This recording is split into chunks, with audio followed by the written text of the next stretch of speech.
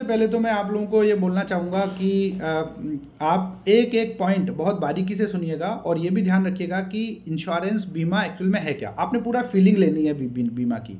और मैं आपकी जानकारी के लिए बता दूं, 50 क्वेश्चंस में से लगभग 50% क्वेश्चन ऐसे होते हैं जो शॉर्ट क्वेश्चन भी शॉर्ट होते हैं, उनके ऑप्शन भी शॉर्ट होते हैं। तो सबसे पहले उनको कंप्लीट करने की कोशिश करिएगा और कुछ भी क्वेश्चन को छोड़ के नहीं आना है, क्योंकि नेगेटिव मार्किंग इसमें नहीं होती, माइनस मार्किंग नहीं है। तो आपने करना पूरा अटेम्प्ट है। कभी कभी क्या होता है कि ऐसा हमारे साथ देखा गया है, 16 मार्क्स आए, 17 आ सकते थे, 2-3 क्वेश्चन छूट गए। अगर काश वो 2-3 क्वेश्चन हमने कुछ लगा दिया होता और उसमें से एक सही हो जाता तो हम पास हो जाते, राइट। तो ये छोड़ना नहीं है। तो कभी कभी क्या होता है, मैं ये सलाह भी दे देता हूँ कि आप सबसे पहले जैसे ही क्वेश्चन पेपर आपके सामने ओपन हो तो आप पूरे क्वेश्चन पेपर में सी ऑप्शन लगा लीजिए, सी ऑप्शन, राइट। तो होगा क्या कि आपका टाइम के साथ ही वो क्वेश्चन पेपर क्लोज हो जाता है। तो आप क्या करिए कि सी ऑप्शन लगाने के बाद में आप फिर स्टार्ट करिए पढ़ना क्वेश्चंस को। शॉर्ट आंसर क्वेश्चन सबसे पहले करिए कि आप सबसे छोटा छोटा जो क्वेश्चन लिखा है उसको पढ़िए, उसके छोटे ऑप्शंस को पढ़िए, उसमें जो बेस्ट लगता है उसको आप करिए। लगभग 25 क्वेश्चन आप ऐसे कर सकते हैं। 20 से 25 क्वेश्चन आपने ऐसे कर दिए तो आप एक मजबूत स्थिति में आ जाते हैं और बहुत जल्दी ये सॉल्व हो कर पाते हैं आप, क्योंकि क्वेश्चन छोटा होता है और पढ़ने और समझने में ज़्यादा टाइम खर्च नहीं होता। उसके बाद आप नेक्स्ट जो 12 से 15 क्वेश्चन होंगे वो थोड़ा सा लंबे होंगे, और वो लंबे क्वेश्चंस जो बाकी के बचे हुए क्वेश्चन है वो लंबे ही होंगे। उनको पढ़ करके 12-13 क्वेश्चन ऐसे होंगे जो आपको आज आते होंगे, तो आप उसको अगर अपने IQ लेवल से, अपने एनालिटिकल माइंड से पढ़ेंगे और सकारात्मक दृष्टिकोण से उसका आंसर देखेंगे 4 ऑप्शन में, तो एक ऑप्शन आपका सही होगा, आप उस पर लगा देंगे। तो कहीं ना कहीं आप 30 से 35 क्वेश्चन कर चुके होंगे, और आखिरी के बचे हुए जो 15 क्वेश्चन हैं उसमें अगर आ रहे हैं आपको तो ठीक है, आप पढ़ के लगा दीजिए। अगर नहीं आ रहे हैं तो सी ऑप्शन में आपने लगा करके छोड़ दिया। 101% अगर आपने ये पूरा फॉलो किया है तो आप पास हो जाएंगे। अब हम आते हैं बीमाप के ऊपर। मैंने आपको क्वेश्चन पेपर का एक प्रारूप बता दिया, एक पैटर्न बता दिया, सॉल्व करने का भी तरीका बता दिया, और पासिंग मार्क्स स्कोर भी मैंने आपको बताया है। लेकिन आप 17 मार्क्स के लिए प्लीज़ प्लीज़ प्लीज़ 17 मार्क्स के लिए बिल्कुल भी मत सोचिएगा। आप सोचिए कि आपको 35 to 40 मार्क्स लेके आने हैं, so that you will lie around 20 to 25, right. अगर हम पहले से कम मान के चलेंगे तो हम 12-13 में ही सिमट के रह जाएंगे। तो इसलिए आप 40 मार्क्स मान के चलिए, 35 से 40 लाने हैं तो यू विल डेफिनेटली विन। अब आगे बढ़ते हैं। मैंने अपनी स्क्रीन शेयर करी है, तो इस स्क्रीन में आपको एक देखिए एक पेपर दिख रहा होगा, ये हिंदी में लिखा हुआ है ना। तो यहाँ से हम लोग शुरू करते हैं। तो सबसे पहले ये दिख रहा है आपको, मेरी स्क्रीन दिख रही है ना?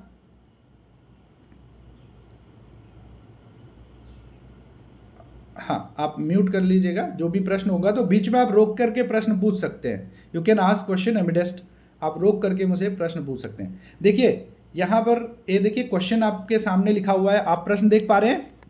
हेलो, हाँ, तो अब देख पा रहे हैं ना? एक मिनट बस।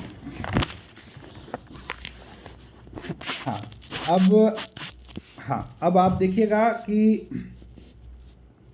इसको आप देखिए यहाँ पर पहला देखिए, यहाँ पे कुछ क्वेश्चन लिखा हुआ है, आपको इसी तरीके के प्रश्न आने वाले हैं। ये इंग्लिश में लिखा हुआ है, मैं आपको इसका हिंदी वर्जन बता करके बताऊंगा। सबसे पहले मैं ये बताना चाहता हूँ कि आपको क्वेश्चन कैसे आएंगे।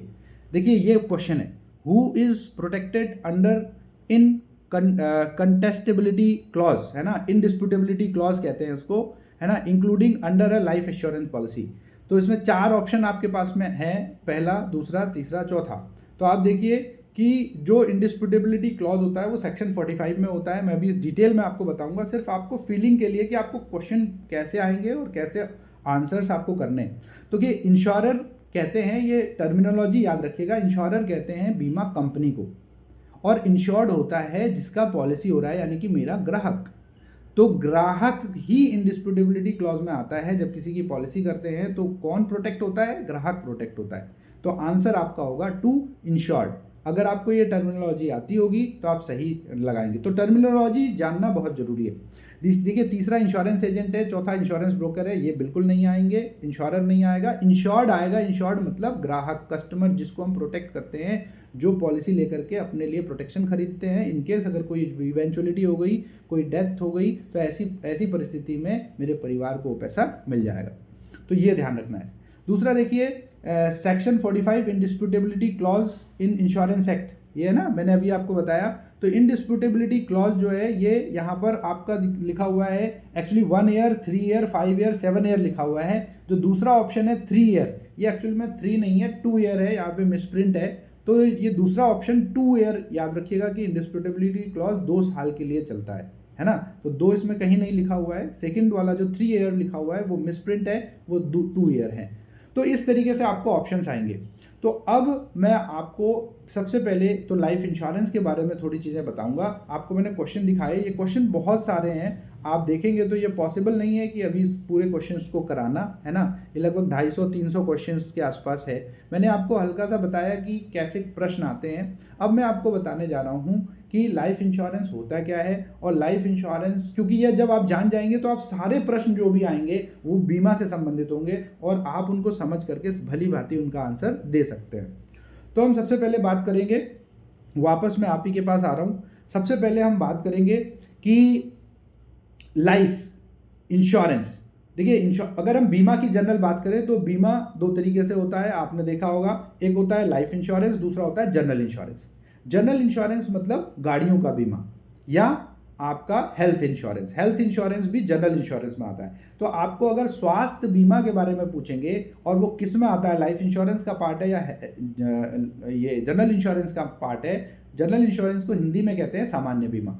तो सामान्य बीमा का पार्ट है या जीवन बीमा का पार्ट है, तो आप हेल्थ इंश्योरेंस को बोलेंगे कि भैया ये जनरल इंश्योरेंस यानी कि सामान्य बीमा का पार्ट है, ये लाइफ इंश्योरेंस का पार्ट नहीं है। लेकिन आपकी जानकारी के लिए शायद आपको पता होगा, लाइफ इंश्योरेंस कंपनीज भी हेल्थ इंश्योरेंस पॉलिसी बेचती हैं। तो यहाँ पे कंफ्यूज नहीं होना है। Life insurance policy, life insurance companies भी हेल्थ इंश्योरेंस बेचती जरूर है, लेकिन एक्चुअल में वो हेल्थ इंश्योरेंस, वो लाइफ इंश्योरेंस का पार्ट नहीं होता, वो जनरल इंश्योरेंस का पार्ट होता है। तो ये सबसे पहले तो क्लियर करिएगा। अब देखिए, बीमा में 3 नियम होते हैं। मैं फिर बोल रहा हूँ, बीमा, अगर बीमा की बात कर रहा हूँ तो मैं लाइफ इंश्योरेंस की भी बात कर रहा हूँ और हेल्थ इंश्योरेंस की भी बात कर रहा हूँ, ठीक है। तो बीमा में 3 नियम होते हैं। पहला नियम होता है अटमोस्ट गुड फेथ, यानी कि हिंदी में इसे कहते हैं परम सद्भाव का सिद्धांत। अच्छा, आप में से सबका हिंदी में है या कोई इंग्लिश में भी है, तो मैं उस हिसाब से लेकर के चलूँगा। मीडियम आप मुझे बताइएगा। यूर कम हिंदी में है सब, ठीक है, ग्रेट। तो अब आप देखिए, ये अटमोस्ट गुड फेथ यानी कि परम सद्भाव का सिद्धांत है। परम सद्भाव का जो सिद्धांत है वो कहता है, अब इसको बड़ी बारीकी से सुनिएगा, यहाँ से आपका बीमा का सफ़र और बीमा का माइंडसेट शुरू होता है। ये कहता है कि पॉलिसी लेते समय, at the time of taking policy, जो हमारे जो ग्राहक है, ग्राहक को अपने बारे में सब कुछ सत्य बताना चाहिए। यानी कि ऑल थिंग्स मटेरियल फैक्ट्स, कुछ भी छुपाना नहीं चाहिए। छुपाने का मतलब ऐसा हो सकता है कि मेरे ग्राहक सिगरेट पीते हों और वो छुपा ले, बट उनको ऐसा नहीं करना है। और कोई अगर लीकर लेते हैं, दारू पीते हैं, कितना लेते हैं, कितना अमाउंट में लेते हैं, ये सारी चीज़ें क्लियरली मेंशन होगा। टर्म प्लान में तो बहुत ज़रूरी है। और साथ के साथ ये भी कि फैमिली हिस्ट्री में, यानी कि परिवार में किसी को कोई और पुरानी बीमारी तो नहीं थी, या ये सारी चीज़ें भी बताना बहुत ज़रूरी होता है। तो ये पहला नियम बीमा का कहता है, जो कि जिसका हिंदी में कहते हैं परम सद्भाव का सिद्धांत, और इंग्लिश में इसे क्या कहते हैं, अटमोस्ट गुड फेथ, यानी कि फेथ, भरोसा। तो विश्वास पे कोई भी चीज़ छुपानी नहीं है और सारी चीज़ें सत्य बता देनी है। तो ये हमको ध्यान रखना है, पॉइंट नंबर 1। दूसरा जो पॉइंट है वो ये कि ये दोनों ही के लिए नियम लागू होता है, यानी कि ग्राहक के लिए भी लागू होता है और बीमा कंपनी के लिए भी लागू होता है। बीमा कंपनी के लिए कैसे लागू होता है, इंश्योरेंस एडवाइज़र, जो भी जैसे मैं हूँ, आप आने वाले टाइम पे इंश्योरेंस सेल करेंगे, बेचेंगे, लोगों को बताएंगे, जागरूकता फैलाएंगे बीमा का, तो हमारे लिए भी ये तथ्य आता है कि हम भी अपने ग्राहक को सब कुछ सच बताएं, कोई भी चीज़ गलत ना बताएं। तो इंश्योरेबल इंटरेस्ट बीमा योग हित यही कहता है कि ग्राहक को अपने बारे में सच बताना है। और इंश्योरेंस एक्ट 1938, याद रखिएगा, 1938 में बीमा अधिनियम आया था। इंश्योरेंस एक्ट कब आया था, 1938 में आया था। इसकी एग्जैक्ट डेट है 1 जून 1938। कभी प्रश्न आएगा तो उसमें आप आंसर लगा दीजिएगा। तो 1938 में जब बीमा अधिनियम आया था तो उसकी धारा 45, सेक्शन 45, कौन सा सेक्शन, 45 में ये लिखा हुआ है कि 2 साल, पॉलिसी लेने के 2 साल तक अगर कोई भी ग्राहक ने अगर कुछ चीज़ छिपाई भी है और बीमा कंपनी ये पता लगा लेती है, साक्ष्य के साथ ये प्रूव कर देती है कि ये गलत था, उन्होंने छिपाया था, तो ऐसी स्थिति में बीमा कंपनी के पास ये अधिकार है कि वो उस जो भी ग्राहक हैं उनका प्रीमियम जब्त कर सकती है उस पॉलिसी का, और जितने भी बेनिफिट है वो पॉलिसी को सीज कर सकती है, राइट। लेकिन 2 साल के बाद उसी क्लॉज में ये भी लिखा है कि 2 साल के बाद अगर ये पता चलता है तो बीमा कंपनी के पास ये अधिकार फिर खत्म हो जाते हैं 2 साल बाद। ये इस क्लॉज का नाम है, सेक्शन 45 का नाम है इंडिस्प्यूटेबिलिटी क्लॉज इंग्लिश में, और हिंदी में इसे कहते हैं निर्विवादिता खंड।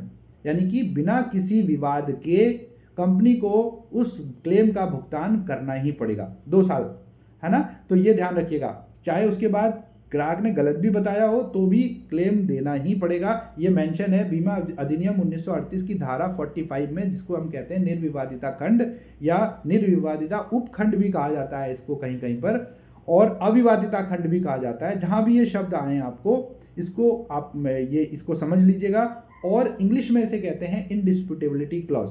तो ये हमारी पहले जो हमारा बीमा का सिद्धांत है अटमोस्ट गुड फेथ यानी कि परम सद्भाव के सिद्धांत, उसको फॉलो करता है, तो याद रखिएगा। ये तो हमारा हो गया पहला सिद्धांत। बीमा का दूसरा सिद्धांत जो जीवन बीमा पे लागू होता है वो क्या है, वो है इंश्योरेबल इंटरेस्ट। इंश्योरेबल इंटरेस्ट का मतलब होता है, इंश्योरेबल इंटरेस्ट का मतलब क्या है, बीमा योग्य हित।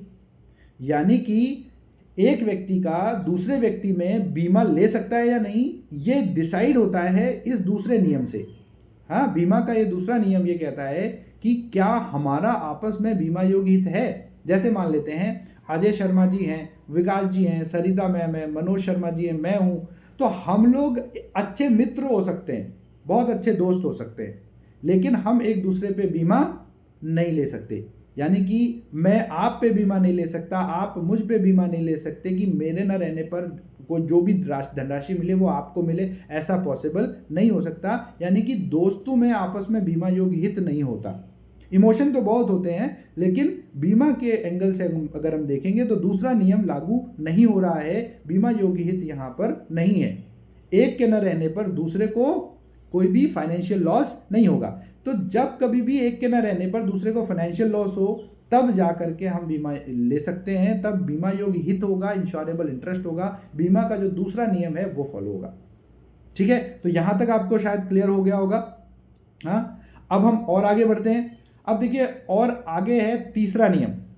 ये अच्छा हाँ, इसी दूसरे नियम में 2-3 चीजें और बता दूं कि बीमा योग्य हित किस किस का किस किस पे होता है। जैसे एडिलवाइस टोक्यो लाइफ इंश्योरेंस कंपनी की अगर हम बात करें तो मैं, मनोज जी और आने वाले टाइम पे आप लोग भी, हम क्या है कि बीमा, हम एम्प्लॉई हैं, है ना, तो हमारे कंपनी का हमारे ऊपर में अधिकार है उतना जितना कंपनी हमको तनख्वाह देती है, हमारा पैकेज होगा, राइट। तो जितना हमारा कंपनी के ऊपर अधिकार है तो कंपनी उतना हमारे ऊपर में बीमा ले सकती है, और ये एम्प्लॉयर एम्प्लॉई के बीच में इतना चलता है। दूसरा लेनदार देनदार यानी डेटर क्रेडिटर, मतलब अगर किसी की देनदारी है, जैसे मान लेते हैं अजय शर्मा जी और मेरे बीच में 10 लाख का ट्रांजैक्शन होता है और मैंने अजय जी से 10 लाख का मैंने कर्जा ले लिया और लिखा पढ़ी में लिया है, तो ऐसी स्थिति में अजय जी मेरे ऊपर में 10 लाख का बीमा ले सकते हैं उस जो 10 लाख मैंने इनसे लिया था उसके एवज में, लेकिन 10 लाख से ज़्यादा का नहीं ले सकते। यानी कि जितना लेनदार देनदार के बीच में होगा राशि उतने तक ही बीमा ले सकते हैं। तो देखिए मैं आपको कॉन्सेप्ट बता रहा हूँ, वहाँ पे प्रश्न एग्जैक्टली क्या आएगा ये तो मैं भी नहीं जानता। तो प्रश्न घुमावदार आएगा, जैसे ऐसे आ सकता है रमेश ने सुरेश से इतना लाख रुपए लिया, अब जैसे 10 लाख रुपए लिया तो क्या सुरेश रमेश पर 15 लाख रुपए या 12 लाख रुपए का बीमा ले सकता है, सत्य है नहीं है या दोनों सही हैं, इस तरीके से प्रश्न आएंगे। तो आप बता सकते हैं कि भैया 10 लाख लिया तो 12 लाख तो ले ही नहीं सकता। हाँ, अगर 10 लाख है, अब इसी का पलट के क्वेश्चन दूसरा बन जाएगा। उसमें क्या है कि सुरेश ने रमेश से 10 लाख रुपए लिए और रमेश ने सुरेश के ऊपर में 8 लाख का बीमा लिया, क्या लिया जा सकता है? तो अब आप कहेंगे कि ये लिया जा सकता है क्योंकि 10 लाख रुपए की मैक्सिमम है, उससे कम का ले सकते हैं लेकिन उससे ज़्यादा का नहीं ले सकते, और 10 लाख रुपए तक मैक्सिमम ले सकते हैं। तो ये आपको ध्यान रखना पड़ेगा, है ना। तो जो बीमा का जो कॉन्सेप्ट है उसको समझ करके आप क्वेश्चंस को भी समझने की कोशिश करिएगा कि कैसे पूछे जा सकते हैं।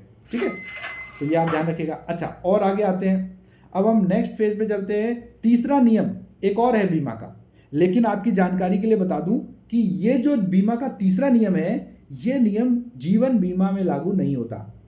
देखिए याद रखिएगा, अगर कोई कहता है कि ये जो तीसरा नियम मैं बताने जा रहा हूँ ये किस में लागू होता है, तो ये जनरल इंश्योरेंस यानी कि सामान्य बीमा में लागू होता है। जीवन बीमा में सिर्फ दो ही नियम है, एक पहला वाला जो मैंने बताया था परम सद्भाव का सिद्धांत, दूसरा वाला जिसमें सच बोलना था, और दूसरा वाला इंश्योरेबल इंटरेस्ट यानी कि बीमा योग्य हित।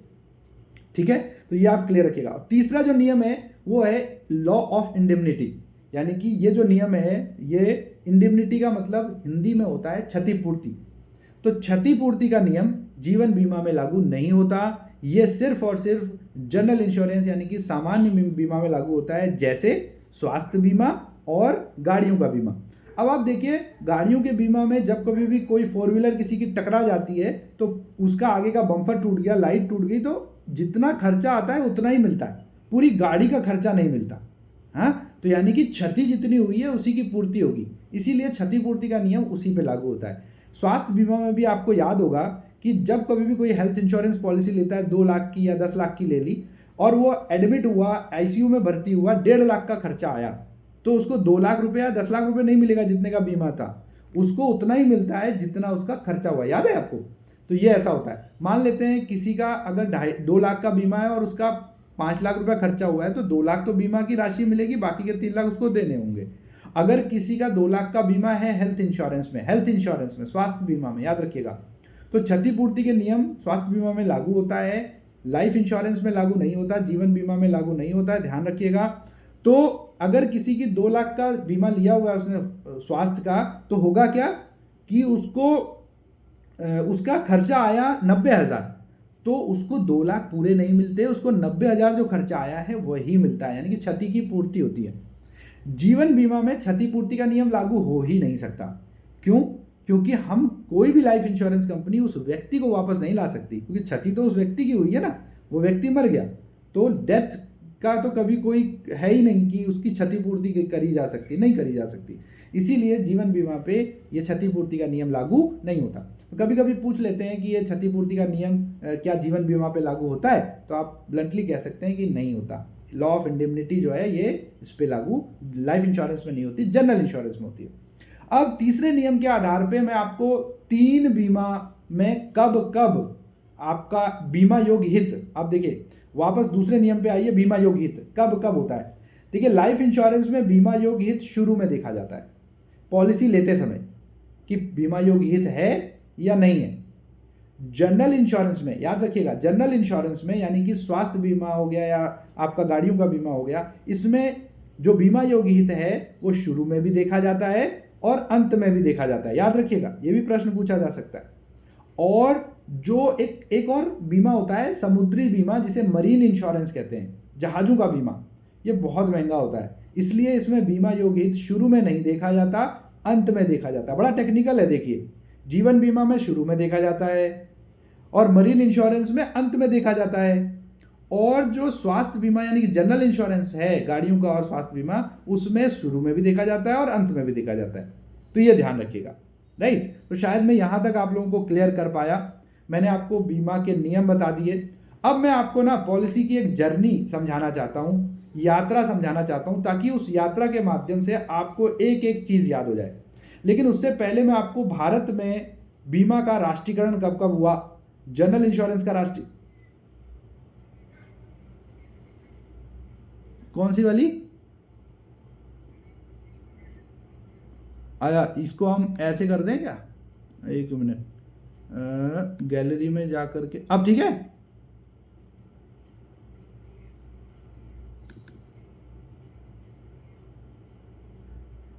यहां से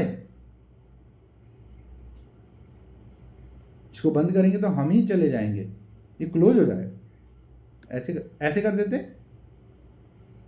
हाँ, अभी क्योंकि यहाँ पर कोई भी अभी पढ़ने वाला चीज़ हमने नहीं लगाया है, मैं समझा रहा हूँ, तो मैं वही चाह रहा था कि मैं इनको देखता भी रहूँ और मैं समझाता रहूँ, तो इसीलिए हमने इसको पूरा खोला है।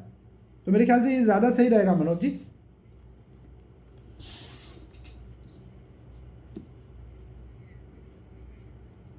अच्छा, डबल स्क्रीन आ रही है तो अभी अभी अब ठीक है, अब ठीक है, ग्रेट। तो अब देखिए, हाँ बढ़िया। अच्छा, अब वापस आते हैं, हम बात करते हैं का पॉलिसी का जर्नी आपको बताऊंगा, तो आप इसके माध्यम से आप समझने की कोशिश करिएगा। बट उससे पहले मैं बताना चाहता हूं कि भारत में बीमा का राष्ट्रीयकरण कब कब हुआ था, नेशनलाइजेशन कब कब हुआ था, राइट। तो सबसे पहला देखिए, 19 मैंने आपको बताया ना, इंश्योरेंस एक्ट 1938 में आया था, 1938 में आया था। 1938 में भारत में बहुत इंश्योरेंस कंपनियां, लगभग 300 से भी ज़्यादा बीमा कंपनियां काम करती थी, लेकिन वो छोटे छोटे क्षेत्र में थी। जहाँ पर जैसे कानपुर की एक है, बरेली की अलग इंश्योरेंस कंपनी है, लखनऊ की अलग है, अलग अलग क्षेत्रों में छोटी छोटी बीमा कंपनियां काम करती थी। तो उन सब को मिला करके 1956 में, नहीं है ना, 1 सितंबर 1956, डेट याद रखिएगा, में LIC बनाई गई, life insurance corporation of India, LIC का गठन किया। तो सारी कंपनियों को मिलाकर के LIC में डाल दिया गया। तो आज भी LIC में जब कभी भी कोई एक प्रॉब्लम आती है, वो ये कि भाई आपने जिस ब्रांच से पॉलिसी ली थी उसी ब्रांच में जाइए उसको सही कराने के लिए। तो ये इसी की वजह से आती है कि बहुत सारी अलग अलग क्षेत्रीय कंपनियां थी, उनको मिला करके LIC पूरी बनाई गई भारत में। लेकिन LIC को चलते हुए 1993 आ गया, तो तब तक भी क्या हुआ कि भारत में बीमा का उतना डेवलपमेंट नहीं हो पाया, उतना ज़्यादा बीमा नहीं हो पाया, बहुत गांव-गांव तक हम लोग बीमा नहीं कर पाए, हर घर में बीमा नहीं कर पाए। तो इसलिए हमको और लोगों की आवश्यकता रही। तो एक मल्होत्रा कमेटी का गठन हुआ था 1993 में। तो मल्होत्रा कमेटी ने रिकमेंडेशन दिया था कि बीमा का प्रचार प्रसार को बढ़ाने के लिए और पेनिट्रेशन को भी आगे बढ़ाने के लिए हमको क्या करना पड़ेगा, हमको एक और प्राइवेट कंपनियों को भी इसमें लेकर के आना पड़ेगा। लेकिन अगर प्राइवेट कंपनियों को लाते हैं तो उनके ऊपर में निगरानी रखने के लिए गवर्नमेंट की एक बॉडी भी बनानी पड़ेगी, रेगुलेटरी बॉडी जिसे कहते हैं। तो इसीलिए उन्होंने IRDA का रिकमेंडेशन दिया था 1993 में। लेकिन IRDA बना कब? IRDA का गठन हुआ 1999 में, याद रखिएगा, ये पूछा भी जा सकता है। 1999 में IRDA का गठन हुआ। अब IRDA का फुल फॉर्म क्या है? फुल फॉर्म है insurance regulatory development authority of India, IRDAI कहते हैं इसको। ये 1999 में बनी। इसका फुल फॉर्म है बीमा, हिंदी में इसे कहते हैं बीमा विनियामक एवं विकास प्राधिकरण, और इंग्लिश में इसे इसका फुल फॉर्म है insurance regulatory and development authority of India. अब आप ये समझिए कि 99 में ये आया और इसने काम करना IRDA ने शुरू किया 2000 से। तो 2000 के बाद ही प्राइवेट जो जितनी भी बीमा कंपनियां हैं वो भारत में उन्होंने काम करना शुरू किया, क्योंकि भारत में LIC के अलावा और कोई कंपनी बीमा की नहीं थी। तो बीमा का एक्सपीरियंस लेने के लिए विदेश की जितनी भी कंपनियां थी उनके साथ में टाई अप हुआ, चाहे वो 26% विदेशी स्टेक हो, है ना। इस तरीके से विदेशी निवेश भी भारत में बढ़ा बीमा के क्षेत्र में। और हर कंपनी के साथ आप देखेंगे, जैसे हमारी Edelweiss Tokyo life insurance company है, तो एडलवाइज भारतीय कंपनी है, 1995 में बनी, और टोक्यो मरीन ये जापान की कंपनी है जो 1879 में बनी। तो जापान की और भारतीय कंपनी ने मिल करके Edelweiss Tokyo life joint venture में भारत में ओपन किया और फिर यहाँ पर काम करना शुरू किया। तो ऐसे ही अलग अलग कंपनीज में आप चाहे बजाज अलियांज, बिरला सन लाइफ, है ना, आप मैक्स न्यूयॉर्क लाइफ, है ना, अलग अलग कंपनी, है ना, आप देखेंगे तो HDFC स्टैंडर्ड लाइफ, इस तरीके से सबने अपने अपने टाई अप करके भारत में काम करना शुरू किया। अब इन सब के ऊपर निगरानी के लिए IRDA है। जब कभी भी किसी को कोई शिकायत करनी होती है तो वो IRDA के पास शिकायत कर सकते हैं और उसकी सुनवाई IRDA करेगा। लेकिन उसमें एक शर्त ये IRDA ने लगाई है कि सबसे पहले आपकी कोई भी शिकायत किसी भी कंपनी के अंदर की है तो आप उसे कंपनी के इंटरनल ग्रेवियांस मैकेनिज्म सिस्टम, इसे शॉर्ट में IGMS कहते हैं, तो IGMS के अंदर आप उसकी शिकायत करेंगे। अगर वहाँ पर आप संतुष्ट नहीं है उनके फैसले से, तब आप IRDA के पास या बीमा लोकपाल के पास आ सकते हैं। बीमा लोकपाल को इंग्लिश में कहते हैं ओम्बड्समैन, राइट। तो ओम्बड्समैन भी, अभी मैं उस कॉन्सेप्ट पे आऊँगा। सबसे पहले यहाँ तक आपको शायद क्लियर हो गया होगा, बीमा लोकपाल और IRDA के बारे में मैंने बताया। IRDA के पास कोई भी शिकायत जाती है तो 10 दिन के अंदर अंदर उसकी शिकायत का निपटान कर दिया जाएगा। अब ये भी प्रश्न आता है कभी कभी कि IRDA का काम क्या है, किस लिए IRDA बनाया गया। तो IRDA का काम सिर्फ 2 है, ये याद रखिएगा। एक तो पॉलिसी धारकों के हितों की रक्षा करना, to protect the interest of policy holders, पहला काम। दूसरा काम भारत में बीमा का प्रचार प्रसार करना, ठीक है। तो दूसरा काम क्या है, two means spread awareness of insurance, about insurance in India. तो जागरूकता फैलानी है, प्रचार प्रसार करना है भारत में। और दूसरा पहला जो था वो था जो भी पॉलिसी होल्डर्स हैं, जिन्होंने भी ग्राहकों ने पॉलिसी खरीदी है, उनके हितों की रक्षा करना।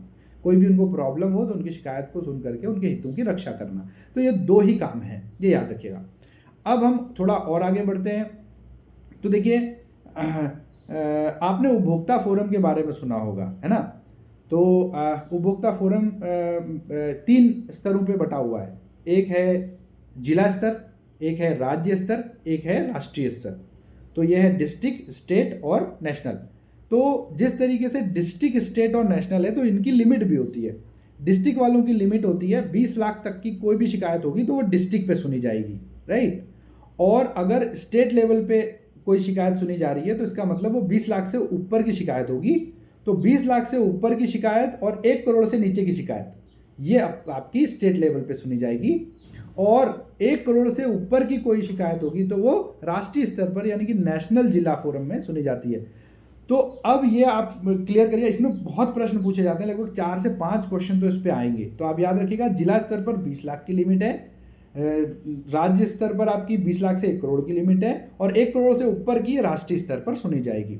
इसमें केस स्टडी वाले क्वेश्चन भी आ सकते हैं कि जैसे राजू ने एक पॉलिसी या प्रॉपर्टी ली जिसकी कीमत जो है 1 करोड़ 25 लाख रुपए है, तो बताइए ये जिला स्तर पर सुनी जाएगी, पहला ये राज्य स्तर पर या नेशनल लेवल पे, और नीचे लिखा रहेगा सभी में सुनी जा सकती है। तो ये कंफ्यूजन क्रिएट करने वाला। तो हमें अगर पता है कि 1 करोड़ से ऊपर है, क्योंकि 1 करोड़ 25 लाख है, तो ये हमारी राष्ट्रीय स्तर पर सुनी जाएगी। तो ये आप ध्यान रखिएगा। अच्छा, अब देखिए जिला स्तर पर वापस आते हैं, क्योंकि बीमा में जो शिकायत सुनी जाती है, जो बीमा लोकपाल सुनता है, वो जिला स्तर का कर्मचारी होता है। तो जो जिला स्तर का कर्मचारी है, तो अब आपसे प्रश्न पूछेंगे कि बीमा लोकपाल या जो ओम्बड्समैन जिसे हम कहते हैं इंग्लिश में, वो कितने तक की शिकायत सुनेगा। तो मैंने आपको बताया कि बीमा लोकपाल जिला स्तर का कर्मचारी है, तो इसका मतलब 20 लाख तक की सुनेगा। Very nice, excellent. तो 20 लाख तक की शिकायत बीमा लोकपाल सुनता है। 20 लाख से ऊपर की शिकायत होती है तो फिर उसको जो है IGMS के सुनने के बाद IRDA उसको सुन सकता है, या उसको उपभोक्ता फोरम में जाना है तो वो या तो राज्य स्तर पे चला जाए या राष्ट्रीय स्तर पर जा सकता है। तो ये हो गई हमारी शिकायत सुनने की प्रक्रिया। अब बात आती है कि भारत में कितने बीमा लोकपाल हैं। तो आपकी जानकारी के लिए बता दूं, भारत में बीमा लोकपाल जिला स्तर का कर्मचारी जरूर है, लेकिन हर जिले में एक नहीं होता। इसका एक क्षेत्राधिकार होता है, जिसे इंग्लिश में जुरिडिक्शन कहते हैं। यानी कि एक बीमा लोकपाल के पास बहुत सारे जिले होते हैं, तो वो अलग अलग जिले उसका क्षेत्राधिकार हो जाता है। भारत में कुल 17 बीमा लोकपाल है, 17, इससे ज़्यादा नहीं है। तो वो 17 बीमा लोकपालों को उनका क्षेत्राधिकार बटा हुआ है कि इस क्षेत्र का आएगा तो आपने सुनना है, इस क्षेत्र का आएगा तो आपने सुनना है। तो वो अलग अलग डिस्ट्रिक्ट्स उनको मैप किए हुए हैं। तो ये आप ध्यान रखिएगा। अब हम आते हैं पॉलिसी की जर्नी पे। इससे आपको डेट्स भी याद रहेंगी, आपको दिन भी याद रहेंगे कि कितने दिन में क्या होता है। तो हम शुरुआत करते हैं कि एक एजेंट ने एक ग्राहक को पॉलिसी बेची है। अब वो जो पॉलिसी उसने बेची, तो सबसे पहली बात तो ये हो गई कि उसमें दोनों नियम लागू होंगे। पहला वाला अटमोस्ट गुड फेथ, परम सद्भाव का सिद्धांत, यानी कि ग्राहक अपने बारे में सब कुछ सच सच बताएंगे। दूसरा बीमा योग्य हित। वो ग्राहक का बीमा योग्य हित किस किस पे हो सकता है भाई? उसका बीमा योग्य हित लेनदार देनदार पे हो सकता है, और अपने परिवार पे हो सकता है, अपने पे हो सकता है। और एक और बीमा होता है बीमा योग्य हित में, की मैन इंश्योरेंस कहते हैं उसे, मुख्य व्यक्ति बीमा। कोई भी कंपनी है तो उसमें कुछ ना कुछ की पर्सन होते हैं, CEO हो सकते हैं, CDO हो सकते हैं, बड़े लेवल के अधिकारी हो सकते हैं, फाइनेंस का ऑफिसर हो सकता है। तो ये मुख्य व्यक्ति होते हैं जिनके न रहने पर कंपनी को बहुत नुकसान हो सकता है, तो उन पे भी बीमा योग्य हित यानी कि इंश्योरेबल इंटरेस्ट बनता है और उनका भी बीमा लिया जा सकता है। तो एक ग्राहक ने एक एजेंट ने ग्राहक को पॉलिसी बेची है। अब वो पॉलिसी उसने जब बेची तो उसके बाद में क्या होगा, ग्राहक ने खरीद ली, तो ग्राहक ने एक प्रीमियम दिया और बीमा कंपनी को, और बीमा कंपनी ने एक सर्टेन धनराशि सम एश्योर्ड के तौर पर उस कस्टमर को दे दी। क्या होता है, जैसे मान लेते हैं 1 लाख का प्रीमियम दिया तो उसका 10 गुना यानी कि 10 लाख रुपए का सम एश्योर्ड पहले दिन से उस ग्राहक का कंपनी पे चालू हो जाता है। अब यहाँ पर एक दस्तावेज होता है जिसे हम कहते हैं पॉलिसी दस्तावेज। इंग्लिश में इसे कहते हैं पॉलिसी डॉक्यूमेंट। तो पॉलिसी डॉक्यूमेंट मेरे ग्राहक के पास जाएगा और ग्राहक उस पॉलिसी डॉक्यूमेंट को पढ़ेंगे। तो पढ़ने के बाद अगर ग्राहक को जिस दिन उन्होंने रिसीव किया है, जैसे मान लीजिए आज कितनी तारीख है, आज 11 मार्च है, 11 मार्च को मेरे ग्राहक के पास पॉलिसी डॉक्यूमेंट पहुंचा। सपोज मान लेते हैं मेरे ग्राहक विकास जी हैं, तो विकास जी को मैंने पॉलिसी बेची थी और विकास जी ने पढ़ा और फिर विकास जी ने पाया कि भाई मुझे जो पॉलिसी बेचते समय बताया गया था वो और इसमें जो लिखा है दोनों में अंतर है। तो ऐसी स्थिति में विकास जी के पास अधिकार है कि आज उन्होंने पॉलिसी डॉक्यूमेंट रिसीव किया है, तो आज से लेकर के 15 दिन का टाइम होता है, 15 डेज। तो 15 दिन में पॉलिसी को कैंसिल करा करके, क्योंकि उनको वो नहीं जची, उनको बताया कुछ और था और उनको दिख कुछ और रहा है उसमें, तो ऐसी स्थिति में उनके पास ये अधिकार है, उनको ये चार्टर दिया हुआ है 15 दिन का कि वो फ्री लुक पीरियड या कूलिंग ऑफ पीरियड इसे कहते हैं, जिसमें कि वो अपनी पॉलिसी को कैंसिल करा करके वो अपने प्रीमियम जो भी उन्होंने जमा करी थी वो वापस ले सकते हैं। राइट, तो पहली चीज़ तो ये हो गई। अब मान लेते हैं कि जो विकास जी को हमने बेचा था, विकास जी को सारी चीज़ें सब कुछ सही सही मिली, तो पॉलिसी चलती रहेगी। अब उन्होंने जो पॉलिसी ली थी वो 1 मार्च को ली थी। 1 मार्च, अब इस साल उन्होंने 1 लाख रुपए का प्रीमियम डाला था। अब अगले साल उसका रिन्यूअल भी आएगा, यानी कि 1 मार्च को उनको अगले साल रिन्यूअल देना है, यानी कि अगला प्रीमियम देना है ना। तो मान लेते हैं कि विकास जी का 1 मार्च को बड़ा थोड़ा फाइनेंशियली थोड़ा दिक्कत रही और वो उसको नहीं कर पाए, मान लेते हैं कि वो अरेंज नहीं कर पाए। तो जब वो अरेंज नहीं कर पाए तो क्या होगा, वो उनको कुछ समय मिलना चाहिए, तो उनको जो समय मिलता है वो 30 दिन का मिलेगा। एनुअल मोड की पॉलिसी में आपको जो एनुअल मोड है, हाफ ईयरली मोड है, क्वार्टरली मोड है, इसमें आपको 30 दिन का, 1 महीने का समयावधि मिलती है। हाँ, 1 महीने की समयावधि मिलती है और 1 महीने की जो आपको टाइम ड्यूरेशन मिलेगा, उस टाइम ड्यूरेशन में आप उसको जमा कर सकते हैं। लेकिन अगर 1 महीने का टाइम ड्यूरेशन भी मान लेते हैं चला गया और उसमें भी जमा नहीं कर पाए, तो ऐसी स्थिति में क्या होगा, ऐसी स्थिति में पॉलिसी लैप्स हो जाएगी, है ना। और पॉलिसी लैप्स होने के बाद में उसको दोबारा से पुनर्जीवित करना पड़ेगा। तो देखिए ये ध्यान रखना है कि जो 1 महीने का जो अवधि मिली थी इसको कहते हैं ग्रेस पीरियड इंग्लिश में, हिंदी में इसे कहते हैं अनुग्रह अवधि। अनुग्रह करती है कंपनी कि भैया अपना प्रीमियम आप जमा कर दीजिए, या ऐसा कह सकते हैं कि ग्राहक अनुग्रह करते हैं कि मैं अपना प्रीमियम 1 महीने में जमा कर दूंगा। ठीक है, तो ये दोनों ही एंगल से आप इसे समझ सकते हैं और ये 1 महीने का होता है। अगर कोई हेल्थ इंश्योरेंस पॉलिसी है, ध्यान दीजिएगा, कोई स्वास्थ्य बीमा योजना है या फिर कोई मंथली मोड की पॉलिसी है, यानी कि जो हर महीने प्रीमियम जा रहा है, उसके लिए ग्रेस पीरियड 15 दिन का होता है।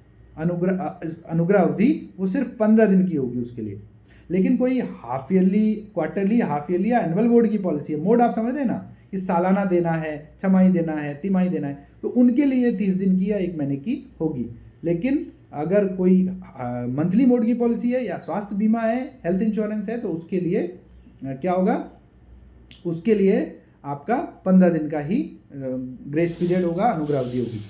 अब और आगे चलिए, अब देखिए कुछ पॉलिसीज़ में, अब ये पॉलिसी में आपने प्रीमियम दिया, अब 2 बातें हुई, प्रीमियम दिया तो पॉलिसी आगे चलती रहेगी, अगर प्रीमियम नहीं दिया तो पॉलिसी बंद हो जाएगी, यानी कि लैप्स हो जाएगी। लैप्स को शुद्ध हिंदी में कहते हैं व्यपगत, शुद्ध हिंदी थोड़ी टफ है, लैप्स को शुद्ध हिंदी में कहते हैं व्यपगत हो गई पॉलिसी। अब देखिए व्यपगत जब पॉलिसी हो जाएगी तो यानी कि पॉलिसी मर गई एक हिसाब से, तो आप इसको दोबारा से पुनर्जीवित कर सकते हैं, आपके पास में अधिकार है। 2 साल का टाइम होता है, जब से लैप्स हुई है 2 साल तक आप इसे पुनर्जीवित कर सकते हैं। लेकिन इसमें कंडीशन क्या है, अगर पॉलिसी को लैप्स हुए 6 महीना हुआ है तो आपको सिर्फ जो लेट फाइन है, प्रीमियम के साथ लेट फाइन इतना ही देना होगा 6 महीने से कम की लैप्स पॉलिसी में। लेकिन अगर पॉलिसी 6 महीने से ज़्यादा हो गया है लैप्स, 1 साल हो गया पॉलिसी को लैप्स हुए, तो ऐसी स्थिति में आपको प्रीमियम तो देना ही देना है, उसमें फाइन भी देना ही देना है, लेकिन साथ में आपको अच्छे स्वास्थ्य का प्रमाण पत्र भी देना पड़ेगा, यानी कि गुड हेल्थ सर्टिफिकेट भी देना पड़ेगा। तो ये भी प्रश्न बन जाता है, तो आप इसको भी ध्यान रखिएगा कि अच्छे स्वास्थ्य का प्रमाण पत्र देना पड़ेगा। अच्छा, अब थोड़ा सा और आगे बढ़ते हैं।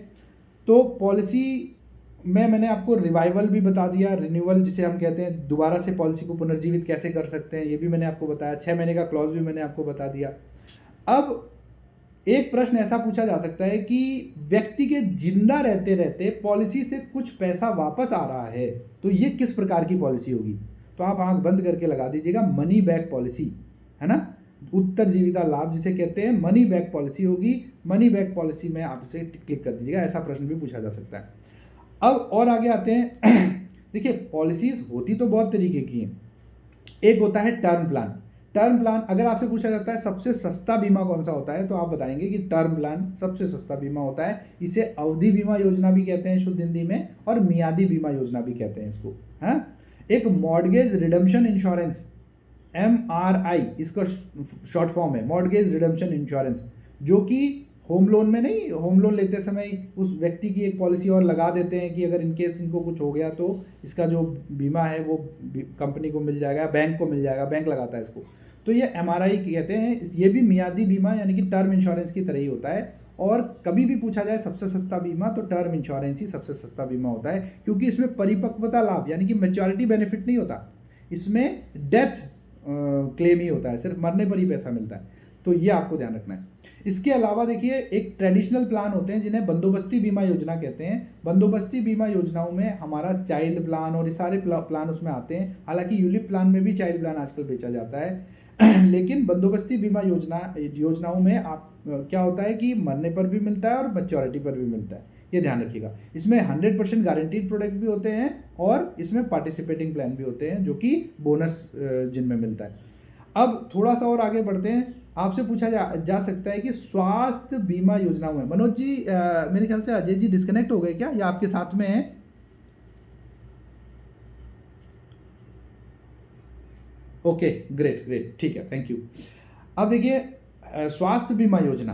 अब स्वास्थ्य बीमा योजनाओं में आपसे पूछा जा सकता है कि वह कौन सा स्वास्थ्य बीमा योजना है जिसमें पूरा परिवार कवर किया जा सकता है, तो इसका नाम होता है फैमिली फ्लोटर। फैमिली फ्लोटर, ये नाम याद रखिएगा।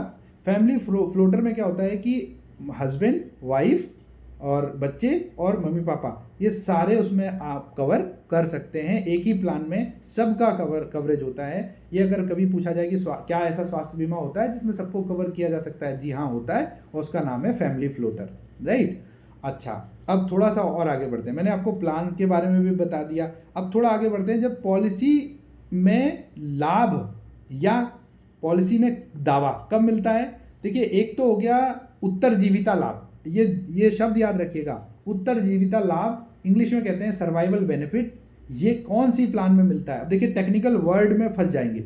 उत्तरजीविता लाभ किस में मिलता है, तो नीचे लिखा होगा मनी बैक प्लान, जिंदा रहते रहते, है ना। तो सर्वाइवल बेनिफिट यानी कि उत्तरजीविता लाभ वो किस में मिलता है, मनी बैक पॉलिसी में मिलता है, ये याद रखिएगा। और पॉलिसी में अगर डेथ हो गई तो क्लेम मिलेगा, पैसा मिलेगा, या फिर मैच्योरिटी हो गई तब पैसा मिलेगा, तो मैच्योरिटी के टाइम पे उनको मिला। अब मान लेते हैं कि एक व्यक्ति है जिनकी डेथ हो गई, क्लेम के लिए गए तो उनको क्लेम नहीं मिला, रिजेक्ट हो गया क्लेम, ऐसा भी हो सकता है। तो रिजेक्ट हुआ तो ये इनकी क्या होगी, शिकायत होगी कि भाई हमारा रिजेक्ट हो गया। तो ये किसके पास जाएंगे, सबसे पहले याद रखिएगा, सबसे पहले कंपनी का IGMS में शिकायत करेंगे, इंटरनल ग्रीवेंस मैकेनिज्म सिस्टम में क्लेम करेंगे। और अगर वहाँ पर शिकायत सुनी जाती है, वो सेटिस्फाई हो जाते हैं तो बहुत बढ़िया, अगर नहीं होते हैं तो उसके बाद वो बीमा लोकपाल या ओम्बड्समैन या फिर IRDA के पास जा सकते हैं, ठीक है। अब देखिए बीमा लोकपाल के पास जब कभी भी जाएंगे तो बीमा लोकपाल में अगर ज़्यादा जांच है तो आप ये यकीन मानिए कि 6 महीने तक का बीमा लोकपाल, वैसे तो 1 महीने में निपट जाता है कोई भी मामला, मैक्सिमम 1 महीना होता है क्लेम सेटलमेंट का, लेकिन अगर किसी में जांच ज़्यादा आ गई तो ऐसी स्थिति में 6 महीने तक भी क्लेम सेटलमेंट में या उसके जो भी डिसीजन होना है उसमें 6 महीने भी मैक्सिमम लग सकते हैं। अब लेकिन 6 महीने लगते किस में है, ये भी आपको बता दूं कि एक होता है शीघ्र दावा यानी कि अर्ली क्लेम। अर्ली क्लेम किसे कहते हैं, पॉलिसी आज ली और पॉलिसी लेने के 3 साल के भीतर, याद रखिएगा, पॉलिसी लेने के 3 साल के भीतर अगर कोई क्लेम आ जाता है तो इसे अर्ली क्लेम कहते हैं, यानी कि शीघ्र दावा कहते हैं, शीघ्र मृत्यु दावा। तो शीघ्र मृत्यु दावा जो है ये, इस पर थोड़ा सा शक होता है, इसकी जांच भी ज़्यादा होती है कि भाई पॉलिसी किस उद्देश्य से ली गई थी, ऐसा तो नहीं पहले से कोई बीमारी रही हो और कंफर्म हो कि इनकी डेथ जो है 6 महीने, 1 साल में, 2 साल में हो जाएगी, तो इसलिए उनकी जांच ज़्यादा होती है और ऐसी पॉलिसीज़ की जो सेटलमेंट है वो 6 महीने लगते हैं। तो याद रखिएगा शीघ्र मृत्यु दावे की जितने भी पॉलिसीज़ हैं उनमें अगर पूछा जाएगा कि मैक्सिमम कितना समय लगता है तो 6 महीने लगते हैं। मिनिमम तो 1 महीना है, मैक्सिमम 6 महीना लगते हैं। अब बात आ जाती है कि कोई भी शिकायत अगर IRDA के पास गया तो कितने दिन लगेंगे? 10 दिन, मैं आपको ऑलरेडी बता चुका हूँ। लेकिन लोकपाल और IRDA के पास तभी जाएंगे जब IGMS यानी कि इंटरनल ग्रीवियंस मैकेनिज्म सिस्टम में आपने करा होगा। इसको शुद्ध हिंदी में कहते हैं आंतरिक शिकायत निवारण प्रकोष्ठ, ठीक है। तो ये आपको ध्यान रखना है। अब थोड़ा सा और आगे बढ़ते हैं, तो हम और थोड़ा डीपली जाते हैं। तो मैं अपनी स्क्रीन थोड़ा सा आप लोगों के साथ शेयर कर रहा हूँ, आप मुझे बताइएगा कि आपको मेरी स्क्रीन दिख रही है? हाँ जी। अब हम यहाँ से थोड़ा सा आपको कुछ चीज़ें जो और बच गई हैं तो उनको भी हम यहाँ से कवर करते हैं। सबसे पहले देखिए HLV, यहाँ पे लिखा हुआ ना HLV, तो इसका इंग्लिश में इसको फुल फॉर्म होता है ह्यूमन लाइफ वैल्यू। हिंदी में इसे कहते हैं मानव जीवन मूल्य। क्या कहते हैं? मानव जीवन मूल्य, राइट। अब मानव जीवन मूल्य का ये कॉन्सेप्ट कौन लेकर के आए थे? तो प्रोफेसर हुबनर लेकर के आए थे इसको।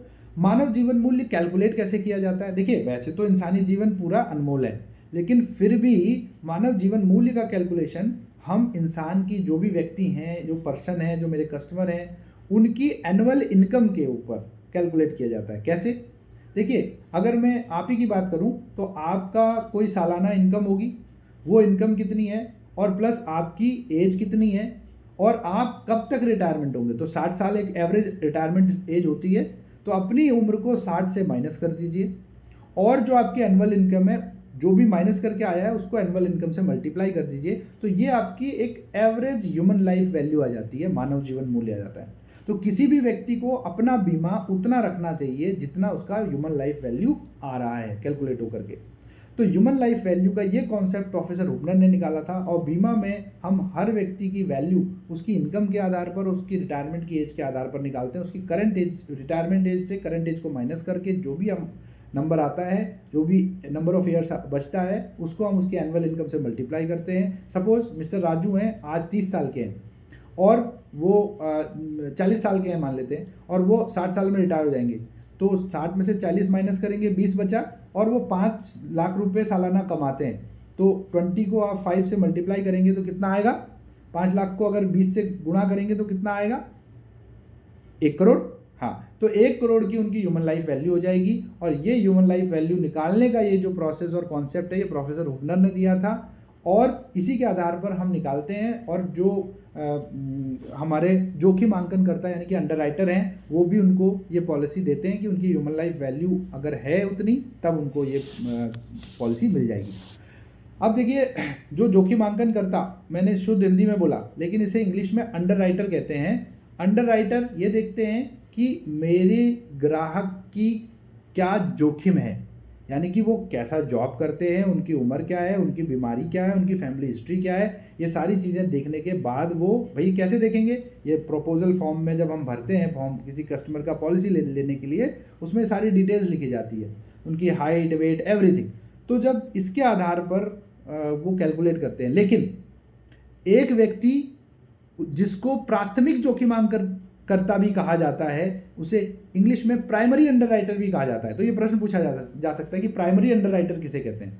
तो प्राइमरी अंडरराइटर वो व्यक्ति होता है जो ग्राहक से फेस टू फेस मिला है। वो कौन होता है? वो एजेंट होता है। एजेंट को शुद्ध हिंदी में एडवाइजर कहते हैं, है ना। ये शुद्ध हिंदी में अभिकर्ता कहते हैं, अभिकर्ता। तो अभिकर्ता जो है वो प्राइमरी अंडरराइटर यानी कि प्राथमिक जोखिम आंकन करता कहा जाता है उनको। तो ये आप ध्यान रखिएगा। तो अंडरराइटिंग के बारे में भी मैंने आपको बताया। अब देखिए नीचे आप ह्यूमन लाइफ वैल्यू, आपको कॉन्सेप्ट शायद क्लियर हो गया होगा। मानव जीवन मूल्य, कभी कभी इसका फुल फॉर्म पूछ लिया जाता है, तो ये भी ध्यान रखिएगा, ह्यूमन लाइफ वैल्यू। अब देखिए MWPA लिखा हुआ है नीचे, इसका फुल फॉर्म है मैरिड वुमन प्रॉपर्टी एक्ट, विवाहिता स्त्री संपत्ति अधिनियम या विवाहिता महिला संपत्ति अधिनियम इसको कहा जाता है। ये 1874 में आया, और इसके सेक्शन 6 में लिखा हुआ है कि MWPA यानी कि मैरिड वुमन प्रॉपर्टी एक्ट के अंतर्गत कोई भी पॉलिसी या प्रॉपर्टी किसी ने ली है तो उसका मालिकाना हक या तो उसकी पत्नी का होगा या उसके बच्चों का होगा, या पत्नी और बच्चों दोनों का हो सकता है। हिंदुओं के केस में दत्तक पुत्र भी शामिल है, यानी कि अडॉप्टेड चाइल्ड भी हो सकते हैं, गोद लिए हुए बच्चे।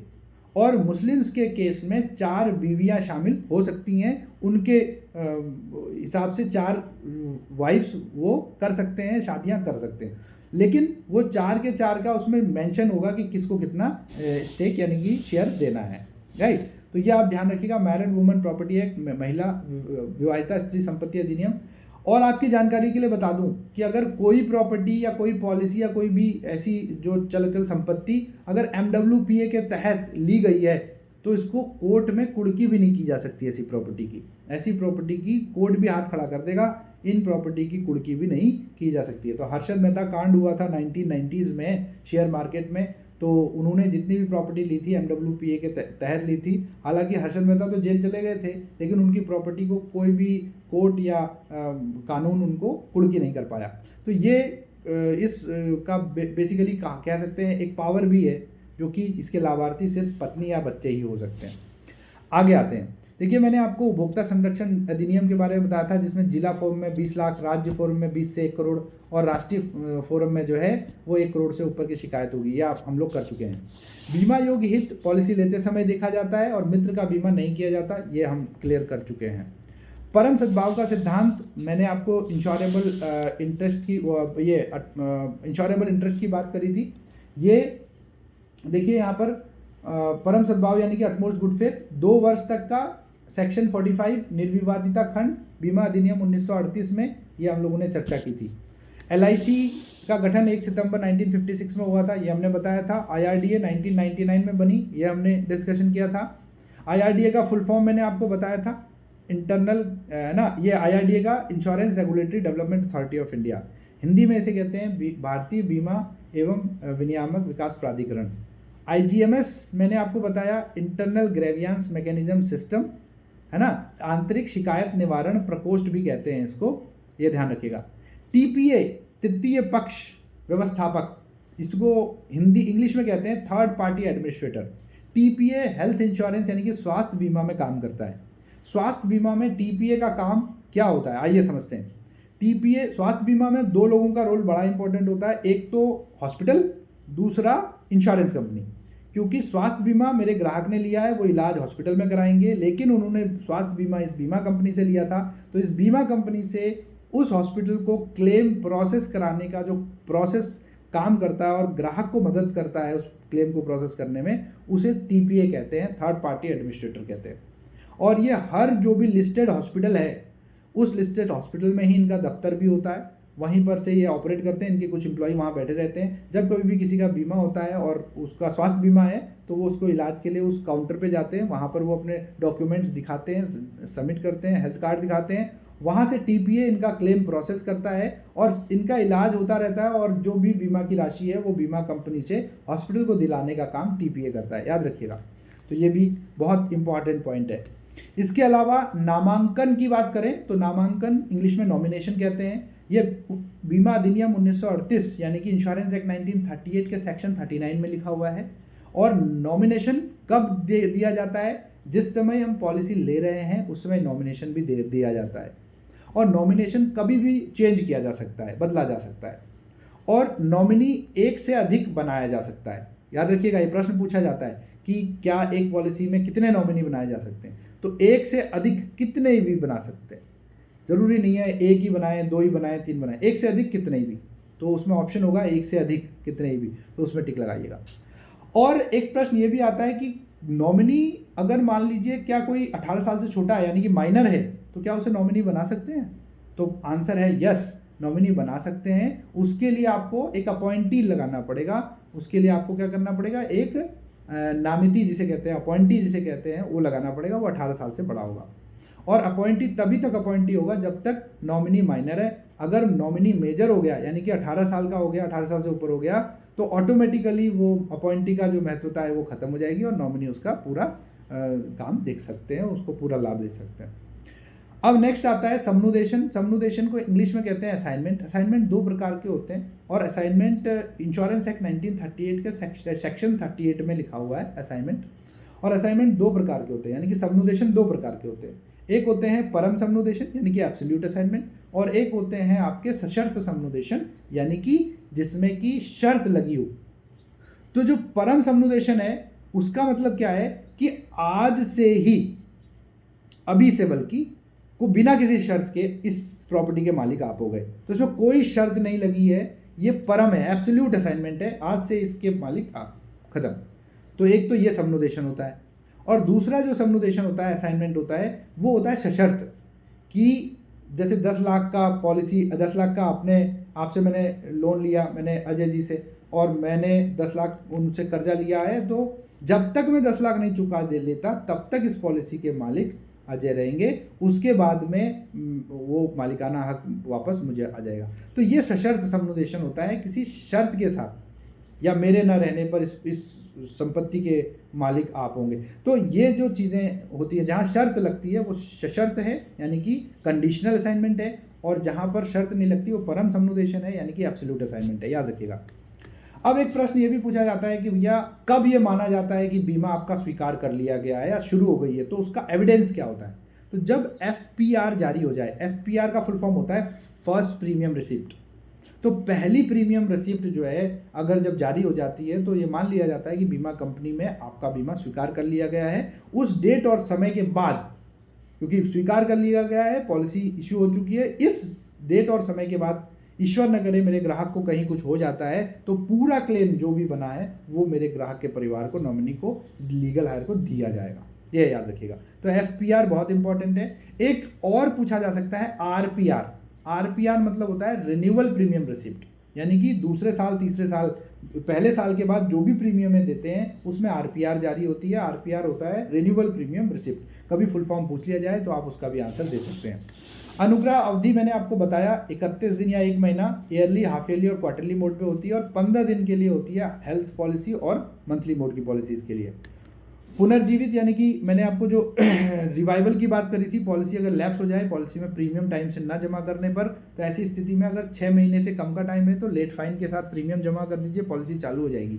लेकिन 6 महीने से ज़्यादा का समय हो गया है तो आपको लेट फाइन के साथ प्रीमियम तो देना ही है, साथ में गुड हेल्थ का सर्टिफिकेट भी देना पड़ेगा। तो document of good health DGH ये आपको देना पड़ेगा। मैंने बंधक मोचक बीमा या घटती मियादी बीमा, शुद्ध हिंदी में कहते हैं इसको, MRI मैंने आपको बताया था, मॉर्गेज रिडम्पशन इंश्योरेंस, ये टर्म इंश्योरेंस की तरह ही होता है, जिसको कि जो बैंक है वो जैसे होम लोन के साथ चिपका के देते हैं, ये मॉर्गेज रिडम्पशन इंश्योरेंस होता है। तो ये भी टर्म इंश्योरेंस की तरह होता है, और सबसे सस्ता बीमा टर्म इंश्योरेंस होता है। क्यों? क्योंकि इसमें केवल मृत्यु लाभ होता है, परिपक्वता लाभ नहीं होता, यानी कि डेथ बेनिफिट ही मिलेगा, डेथ क्लेम ही मिलेगा, मैच्योरिटी बेनिफिट इसमें नहीं होता, ये याद रखिएगा। जो बंदोबस्ती बीमा योजना है, यानी कि जो इंडोमेंट प्लान है, उसमें मृत्यु लाभ भी होता है और परिपक्वता लाभ भी होता है। ठीक है, तो ये मैं ऑलरेडी बता चुका हूँ, आपका रिवीजन भी करा दिया मैंने। अब थोड़ा सा और आगे बढ़ते हैं कि एजेंट की क्वालिफिकेशन क्या मांगी जाती है। तो रूरल, अगर ग्रामीण क्षेत्र का एडवाइज़र है तो 10th पास होना बहुत ज़रूरी है, 10th का सर्टिफिकेट लगेगा। और अगर शहरी क्षेत्र का है, अर्बन का, तो 12 पास होना बहुत ज़रूरी है। सरकारी फ़ीस 250 रुपये जो आपके एग्ज़ाम के लिए जाते हैं, और बाकी जो प्रोसेसिंग है उसको लगा करके 1000 रुपये जो आपका लगता है। ट्रेनिंग का फ़ीस जो है, अगर आपसे पूछा जाए कितनी फ़ीस है तो 250 पे टिक करेंगे। और ट्रेनिंग कितना घंटे की होती है, तो ट्रेनिंग आपकी 50 घंटे की होती है, ये आप याद रखिएगा। ये ऑनलाइन होती है, 50 आवर्स की ट्रेनिंग होती है। ठीक है, ये बहुत मैंडेटरी होती है, अगर प्रश्न आ जाए तो आप इसको दे सकते हैं।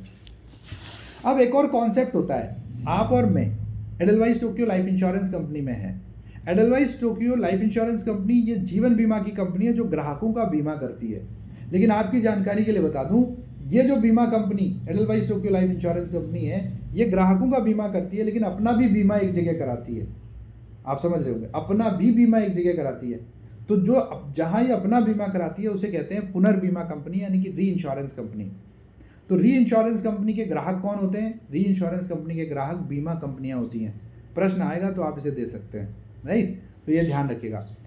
मैंने आपको शीघ्र दावा बताया था, अर्ली क्लेम्स बताया था। तो 3 साल के अंदर अंदर अगर कोई क्लेम आ जाए तो उसे शीघ्र दावा कहते हैं। कभी कभी एक प्रश्न ऐसा भी आ सकता है आपके सामने शीघ्र दावे से संबंधित कि एक व्यक्ति है महेश, जिसने पॉलिसी ली, पहले साल 12 महीने के अंदर अंदर ही उसने आत्महत्या कर ली, तो ऐसी स्थिति में क्या होगा, उसको क्लेम मिलेगा कि नहीं?